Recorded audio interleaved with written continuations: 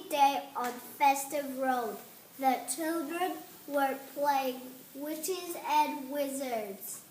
Abracadabra! I am going to turn you into a frog. I have magic power.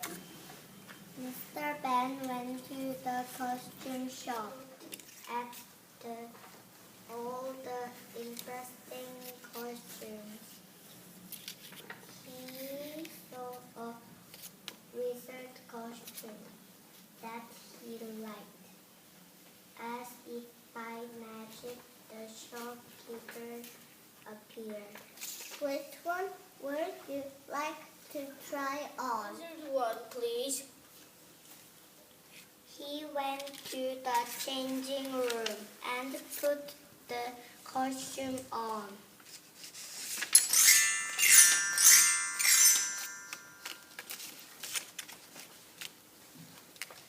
Then he opened the door and was in a fantasy land. Mr. Benn could see a beautiful purple castle and a large forest. He could hear a strange roaring noise and some crying.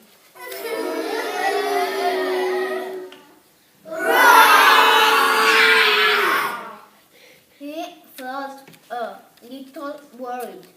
Suddenly, a massive dragon with red spikes flew from the forest and circled the castle. Mr. Benn felt frightened and didn't know what to do.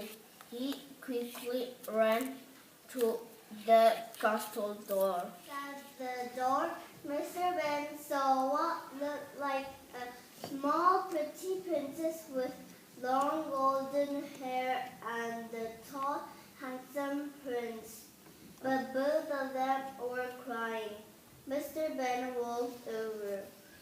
Hello, what is wrong? Why are you crying?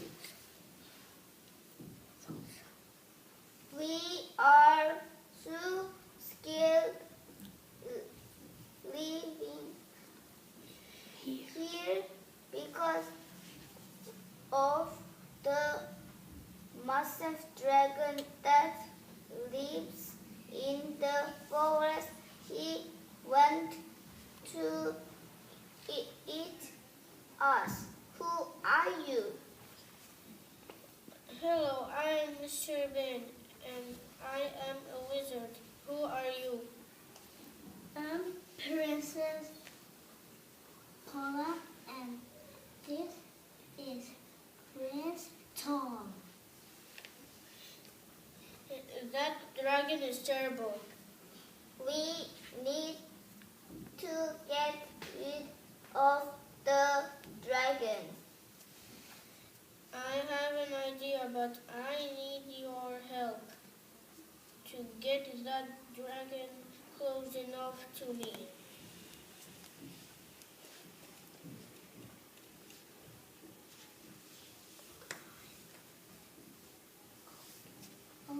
Okay, we will go to the forest as he always tries to eat us.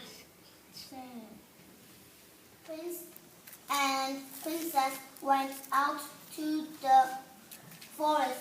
At first, there was no sound. Then the roaring started. And the dragon appeared. As soon as the dragon appeared, Mr. Benn jumped up with his magic wand. Hello, nasty dragon. I am going to use my magic wand and on you. I am turning you into a vegetarian. Abracadabra!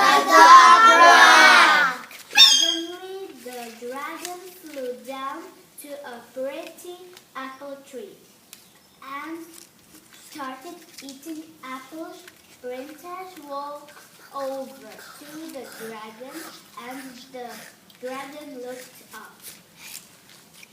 Hello, pretty princess. I'm Draggy the dragon. I love eating delicious apples. Don't worry.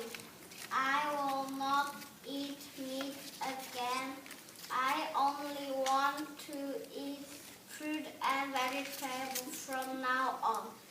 The princess and prince both smiled loud and loud.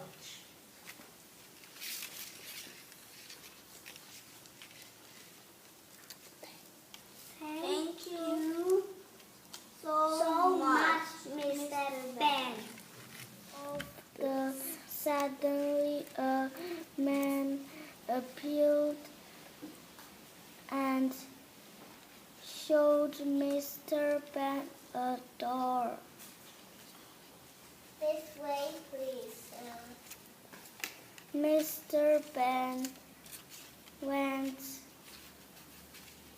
through the door and he was back in the changing room. He took one last look in the mirror at the costume and then changed back into his clothes.